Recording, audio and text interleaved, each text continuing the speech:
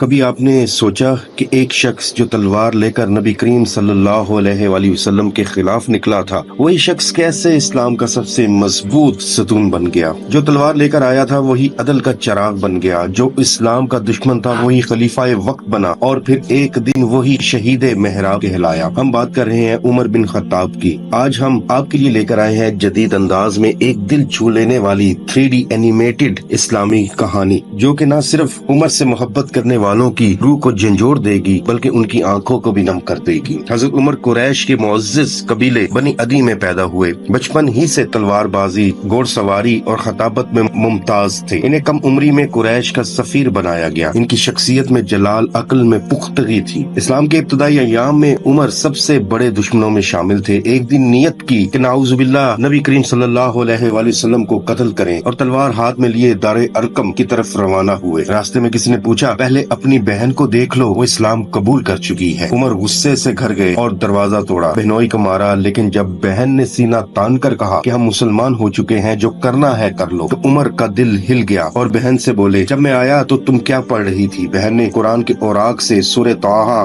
کی تلاوت کی۔ عمر کی آنکھوں سے آنسو بہنے لگے۔ اس لمحے دار ارقم میں پہنچے اور نبی کریم صلی اللہ علیہ وآلہ وسلم کے قدموں میں اسلام قبول کر لیا۔ کریم آقا صلی اللہ علیہ وسلم نے فرمایا کہ اے اللہ، اسلام کو عمر کے ذریعے عزت عطا فرما۔ جب مسلمان چھپ چھپ کر نماز پڑھتے تھے، جب مسلمان چھپ کر مدینے ہجرت کر رہے تھے، تو عمر نے تلوار نکالی، کعبے کے سامنے کھڑے ہو کر کہا، جسے اپنی ماں کا رونا سننا ہے وہ عمر کا رستہ روکے۔ انہوں نے اعلانیہ ہجرت کی۔ غزوات بدر، احد، خندق، تبوک، ہر جنگ میں نبی کریم صلی اللہ علیہ وآلہ وسلم کے شانہ بشانہ رہے۔ ان کی دلیری، حکمت اور قیادت ہر میدان میں نمایاں تھی۔ 13 ہجری میں جب حضرت ابوبکر صدیق کی وفات کے بعد حضرت عمر فاروق خلیفہ منتخب ہوئے تو ان کا دور خلافت 10 سال 6 ماہ پر محیط تھا۔ یہ وہ وقت تھا جب اسلامی ریاست دنیا کی سب سے طاقتور قوت بن چکی تھی۔ اس دلچسپ ویڈیو کے لیے چینل کو کریں سبسکرائب اور ساتھ میں دیے ہوئے بیل آئیکن کو بھی پریس کیجیے، کیونکہ اس چینل پر ہم لاتے ہیں اسلامی واقعات، کہانیاں، بچوں کی کہانیاں، سبق آموز کہانیاں، معلوماتی ویڈیوز، کارٹون اینیمیشن کے ساتھ۔ ابھی اس چینل کو سبسکرائب کریں۔ حضرت عمر کے دور میں عراق، فارس، شام، مصر اور یروشلم فتح ہوئے۔ یروشلم بغیر جنگ کے فتح ہوا کیونکہ وہاں کے عیسائی راہب عمر کے عدل سے واقف تھے۔ حضرت عمر نے بیت المال، جیل خانہ، پولیس نظام، ڈاک خانہ، عدالتی ادارے اور مردم شماری کا آغاز کیا۔ یہ سب اسلامی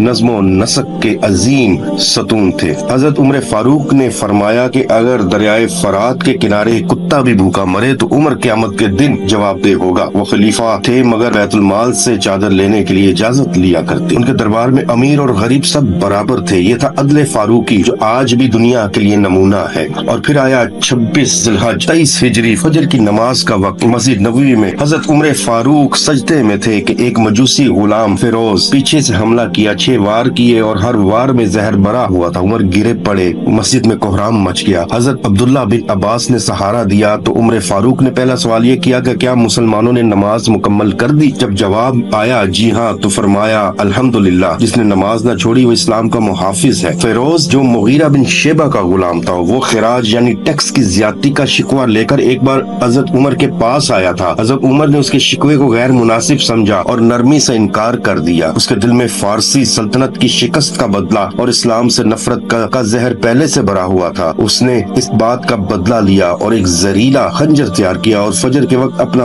وار کیا۔ آخری لمحات چند دن تک حضرت عمر فاروق بستر مرگ پر رہے۔ آپ نے وصیت کی کہ مجھے نبی کریم صلی اللہ علیہ وسلم اور حضرت ابوبکر صدیق کے پہلو میں دفنایا جائے اگر اجازت ملے۔ حضرت عائشہ نے روتے ہوئے فرمایا میں نے اپنی جگہ عمر کے لیے چھوڑ دی۔ یکم محرم 24 ہجری کو حضرت عمر فاروق نے شہادت پائی اور وہ نبی کریم صلی اللہ علیہ وآلہ وسلم کے پہلو میں دفن ہوئے۔ عمر کی شخصیت میں جلال بھی تھا، عبادت بھی تھی، عدل بھی تھا، رحم بھی تھا۔ حضرت علی فرماتے ہیں کہ عمر کے بعد کوئی ان جیسا نہ آیا نہ آئے گا۔ وہ صرف ایک انسان نہیں تھے، وہ ایک نظام تھے، ایک روشنی تھی اور ایک بیداری تھی۔ اگر آج امت کو پھر عمر جیسا حکمران مل جائے تو ظلم، فتنہ اور نا انصافی سب مٹ جائے۔ آقا کریم کے ارشاد کا مفہوم ہے کہ میرے بعد کوئی نبی نہیں ہے، اگر میرے بعد کوئی نبی ہوتا تو عمر ہوتا۔ اور ایک اور موقع پر آقا کریم نے ارشاد فرمایا کہ جس رستے سے عمر گزرتے ہیں شیطان وہاں سے رستہ بدل بدل لیتا ہے۔ اگر آج امت کو پھر عمر جیسا حکمران مل جائے تو ظلم، فتنہ اور ناانصافی سب مٹ جائیں گے۔ اگر یہ کہانی آپ کو دل کو لگی ہو تو اسے ضرور شیئر کریں، کمنٹس میں لکھیں اللہ ہمیں عمر جیسا حکمران عطا کر۔ اس ویڈیو کو ضرور لائک، سبسکرائب اور شیئر کریں تاکہ اسلام کی روشنی ہر دل تک پہنچے۔